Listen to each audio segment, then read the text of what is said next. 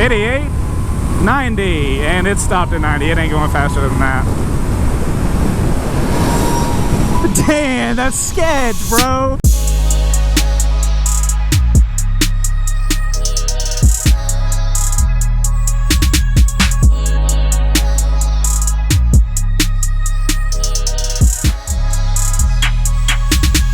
What's going on, guys? Welcome to another Chase on Two Wheels First, alright? Been a minute since I've done one of these. That is Do It With Dan. That is MotoMantooth. Yep, this one's going to be a little different, guys. We're not at Mountain Motorsports as usual. They don't have Zero motorcycles. This thing is an electric motorcycle. I'm very excited about this. WOW is actually a dealer for the Zero motorcycles.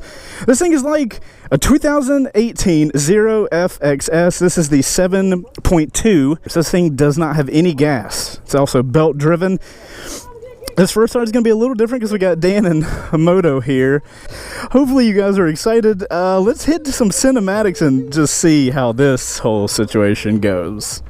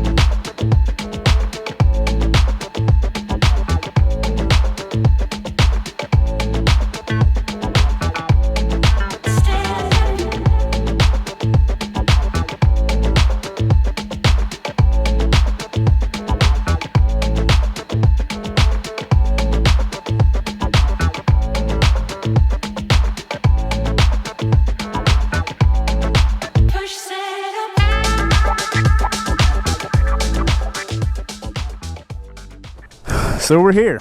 Dan has shorts and purple shoes. Moto is on a different model, so we're all on different models. I'm on like the Super Moto-y version. I think this thing weighs like 300 pounds and it has a range of 100 miles, so hopefully it stays alive. Look how much thinner that belt is than the bobber build we got going on. That's insane, but also means the maintenance is a lot less. Bike here. Gonna get on it. That's not as tall as I thought it would be. All right, kickstand up. Power is on. That green button means we are good to go. So, it's in sport mode. We got a mode button here. Eco, sport, and I think there's custom. Yeah, so there's like an app you can get onto. We're not going to do that. I think this is going to be the first bike to ever die before your GoPro does. Thanks, Dan. Okay, ABS is on. All the stuff. It does have brake fluid, by the way. That's pretty much the only fluid this thing has. Okay, so we have no clutch, and that is so weird. We have no shifter, we have no clutch, we only have things on this side. It's about, I can flat foot it, but it's pressing up on me. So without further ado, you ready? Have you ever ridden an electric bike before? No. Okay, it goes a lot like this. Woo! Oh, okay, so it's a roo? All right, this is odd. I want a clutch. Oh no, I want to grab something. Oh my God, dude, it's so silent.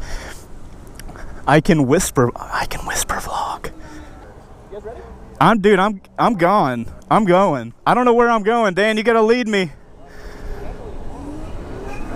Oh, okay. Oh, we get little, oh dude, all right, first thing. Off the bat, having no controls over here is weird. What? How does it make you feel? Happy inside. Watch the power and the torque. They like go up and down. Are we going that way? Yeah. Okay, I'm going to put my blinker on to indicate we're moving in that direction. Okay, you're just going to kill battery. Okay, good point. Oh, we're going. Okay. Silence. Oh, I want to shift. I can't shift. Oh, that's so weird. That's so freaking odd. Okay, it's literally you twist the throttle and it goes. I know, like, obviously that's what happens, but like, that's so weird. All right, so we're at 35. Okay.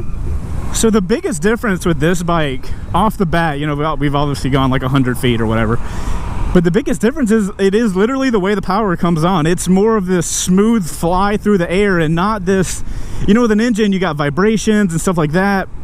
This bike, it just kind of goes. You don't have any of those, like the bike starts shaking and then you just haul ass. It's a lot different. Wow, these mirrors are not even anywhere close to where they need to be. So we're going 30, 40, something like that. And the top speed from what I've read is 85 miles an hour. It has a range of about 100 miles, and that's what this little percentage guy is here. And from what I can tell, guys, this is not you're not going to get on this thing and ride down you're not going to take some big trip on this thing. It's not, you can't do that. It takes 9.7 miles or hour. This thing takes a little over 9 hours to charge, to fully charge, I guess from 0 to 100, and it only has a 100-mile range. So, I mean, I will say this, I like this thing for what it is. I think it's amazing, but it's not one of those bikes you could have one of these and not have another bike. You know, if this is your only bike, you're going to be severely limited in what you can do with it. But there's a ton of people that literally buy a motorcycle to commute on. That's where I feel like this thing's got to be money. Like, it has to be absolutely amazing for that, because you ride it to work, you chill at work, let it charge at work, and then by the time your workday is over, my goodness, the brakes are good. I barely touched them and the front dove down. Holy cow, I did not expect that. I don't know exactly what this bike costs, but I do know it's not cheap. Slow race? You and me. Okay, we're slow racing. One, go. Oh, I thought you...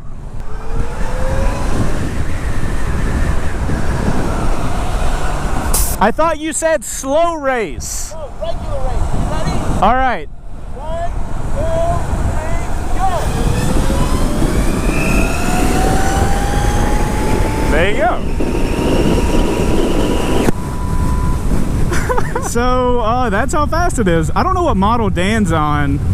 Let me look at what model he is. We're on the FSX. He's on the Zero SR. So that bike is faster than this bike, but I think that's like the sport bike version of this. This is the supermoto version. I should not be able to beat Dan in a race on this bike. So like I said, this is a battery powered motorcycle. You plug it in. There's literally a hole down on the swing arm that you plug, like you shove the cord in, and it charges with a normal cable. There's no like super charger thing or something like that. Now, you can supposedly buy an upgraded charger kit for this bike, and I think it says that it cuts the charge time down by like 60%, but you're still looking at, with that, a 4-hour, you know, charge time to get it to full. So, you know, I would be interested to test this thing, you know, with a 100-mile range, stopping every 100 miles, plugging it in somewhere and letting it charge. I'd be interested to see, you know, how far you could go. The power delivery is just so odd. I mean, I like it. I want to say that. I don't want to say it's odd and you guys think it's not cool, but it's interesting, but I really do like the way it feels. As far as, what do I call it, nimbility, you know, like how heavy the bike is a 300-pound bike, which is really not that heavy. With it having that much weight and in this body, like you can really, oh my good lord. This is definitely your Hooligan type bike that you can go and have fun on, because like it's lightweight relatively, and it has a ton of low end torque, which is, to be honest, like I have a WR250. I've had it for years now, and with a top speed of 85 on this thing, being a WR250 owner, I would never want to go over 85 on that bike anyway, because the wind resistance when you're up like this is not fun. Like you're just dealing with wind the entire time. It's not really that fun. So I'm not really perturbed by this 85-mile-per-hour top speed, because it's supermoto. You're not going to go that. I do want to know what eco feels like. The eco mode is so the eco mode is obviously going to give you way more range, but you're not going to have that torquiness up front. Killing it, Dan. You're killing the game. But that's also going to give you better range. So if you're doing a commute, you know, it's early in the morning, I can't imagine somebody early in the morning wanting to go like super hard in the paint. So we're in eco mode. Let's give it full throttle real quick. Still quick. It's absolutely still quick. but it's nowhere near as fast as it is in sport mode. So, I mean, you'd expect that. You know? I will say the seat right now, super freaking comfortable. And, you know, maybe I'm comparing it to my WR, but, like, my butt is the perfect size for this seat. And as far as the WR comparison, I feel really good. Like, the handlebars are in a good spot. My back gets to be, you know, upright, so I have that, like, upward power on the handlebars, which helps me flick it back and forth. This thing weighs 300 pounds, but it feels like nothing. You know, the mixture of the body position, the handlebar placement, and stuff like that really makes this a light bike to ride around.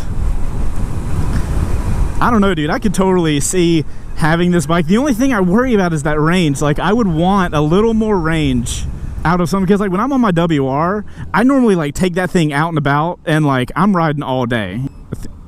Is he trying a burnout? We're gonna leave it in eco mode for now. This also says output and regen, and then power and torque. I haven't really seen the regen, really. I've seen a couple ticks, and hypothetically that means that the bike is using the electric engine to recharge the battery, but I haven't seen the regen, like, really get hardcore. One thing that I'd be curious with is if somebody that owned a Zero and a regular motorcycle, oh wow, I'm still shifting, by the way, still shifting. I'd be interested to see somebody that has a Zero and a regular bike. I wonder if they ride the regular bike differently, or if that affects how they ride a bike like that. You know what I mean? Because you would think that it's two totally different mentalities. This thing, you've got all the torque down low, and then a regular bike, you have to spin the engine up to get the torque going. So, like, do you ride them totally differently, or is it like the same situation as my WR, where I know where the power is and I ride it like that? That's the only thing I would feel is weird. So look, here's the output. We're seeing power and torque, but if I let go of the throttle, it should see the opposite. Okay, yeah, 2 bars on regen for torque. I wonder if we brake, will that increase that? Oh, that increases that a lot. So you have to brake to really get the regen going. I gotta be honest, man, so far this is awesome. Having the power down low is really cool, but I just don't know. The only thing stopping me down, like, right now, is the time to charge and the mileage. So you guys can't hear what they're saying, but Moto has a Tesla, and he says it takes 30 minutes to charge, and he would have to do that every 3 hours. That's just a comparison. Obviously Tesla has a supercharger network and all that kind of stuff, and Zero doesn't have a supercharger network, but it's interesting to see that a Tesla can ride for 3 hours and then take 30 minutes to charge and it's ready to go again, whereas this thing can ride 100 miles and then it would take 9 hours to charge. That's just, those numbers don't really add up to what I would really want it to. Maybe the electric network is not where I would personally want it to be. Now, again, if you're getting this bike as a commuter bike, it doesn't matter, because you're gonna, you know, God forbid you'd have to commute more than 100 miles a day, but you commute to work, you work a 9-hour day, and you have a full battery. God, it feels so weird. No clutch, no nothing, and I'm just coming to a slow stop.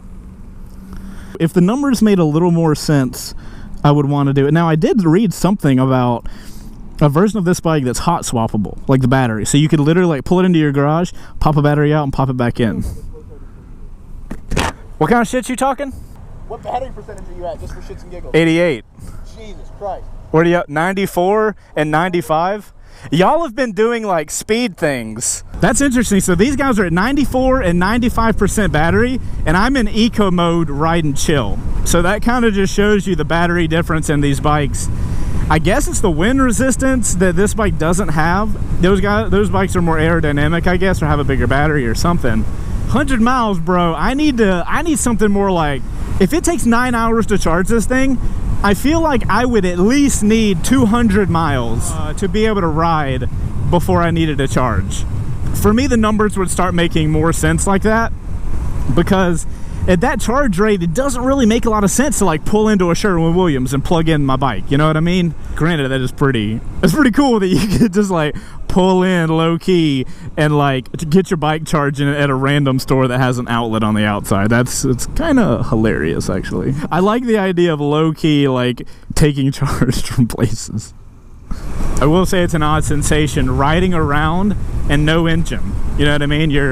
I don't hear anything. I just hear the wind and the helmet and stuff like that. And obviously you guys can hear the same thing. It's very weird. You know what would be a cool idea? If there were enough Zero dealers and you had the hot swappable version of the batteries, I don't know if it's a certain model or a certain battery, but if you had a network of Zero dealers, you could schedule so where you would hit each dealer, get a new hot swappable battery, and you'd get full charge instantly. And then they could charge the battery up on their own time and you could continue on your travel. That would be cool. Or maybe like a Zero station, and you go there, you deposit your battery into a charger, lock it up, and you open up one of the other boxes and you have a fully charged battery. They would probably, all the bikes would have to use the same battery, but that kind of network would be really freaking cool. Zero, if you're listening, oh, y'all are cute. That would be a really cool idea, and that could really like change the amount of time you can ride on these things. It would make the miles almost negligible because you would just plan your long distance route around those charging stations or those stations. Granted, the amount of infrastructure that would take though is insane. Like Zero would have to invest millions of dollars to make that happen, but can you imagine that? Like all your major cities have Zero battery deposit locations. I think that would be really cool. That personally, I would much more consider a Zero if they had some type of network that worked like that. I'm gonna try like hard braking and see what kind of region I can get. 3, 4. I started getting to 4 towards the end of it. Oh, we're doing this. Oh, we doing this? I'm in custom, so I don't know what custom is. Dan is always the first guy to just be like, all right, we're gonna drag race. I'm not really sure what custom is, but it seems like it opens the bike at more. Mountain, what up? I was thinking we were gonna go by a mountain location.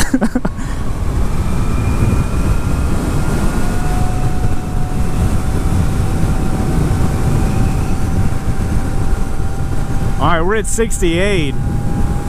Top speed is supposedly 85, but I don't know if the bike's capable of that because you have to factor in wind and stuff like that.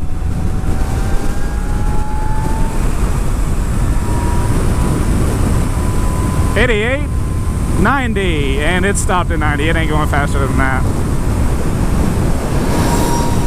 Damn, that's sketch, bro. That is so sketch. So 90 miles an hour, that is literally faster than the website says it can go. If you think about it, the power of this thing is almost totally inverse of what a normal bike is. A normal bike is no power in the beginning, and you feed into power once the RPMs get moved up. This bike is all the power is down low, and you taper off the amount of power that you actually have. I can imagine if you were doing like hooligan-y shit downtown with this bike, that is probably where you can have the real fun with it, because 100 miles downtown is a lot of miles. But if you go on the highway, I think the mileage of this thing drops to like 40 miles going on the highway. That's rough, man. So we're at 65. Let's try to give it full throttle and see how much torque we got going on. We're in sport. Wow, that's okay. I didn't expect that, honestly. I expected once we got to like 60 with a top speed of 90, you wouldn't really feel a lot of torque, but it still has some bite. So one thing that a lot of electric drivers, like people that have electric vehicles, a term they use is something called range anxiety. If you have a gasoline powered vehicle, you don't really have that because you can always stop at a QT or a gas station anywhere close. But with an electric bike or an electric vehicle, you can't really do that. I don't know if I feel that though. I'm constantly watching this number to be like, how screwed am I? I will say I am surprised how well it brakes. I did not expect to have that. 100 miles though, if you think about it, if you think of the type of riding you want to be doing with this bike, 100 miles is a lot of stuff. If you're gonna go play around in town, like that's gonna get you into plenty of trouble to have a good day. I feel weird like going slow with no clutch. 69% battery. When I get to about 50% battery, I need to head back. Like that's what's happening. Thinking about where I have to get back to versus where I am, I think now is where range anxiety is starting to come into play. Now my head's saying, okay, hypothetically, if at 50% and I turn around, I should be able to make it back, right? But then I'm starting to think, well, wait, what if I ride faster, or what if I take more highway and it has less mileage? I'm now starting to understand this whole range anxiety thing. I realized that I could pull over and gas up, or charge up, but it's still like it's still sketch though. Oh, I don't like this feeling. I'm just gonna hope we're really close to the location we're going now. Oh,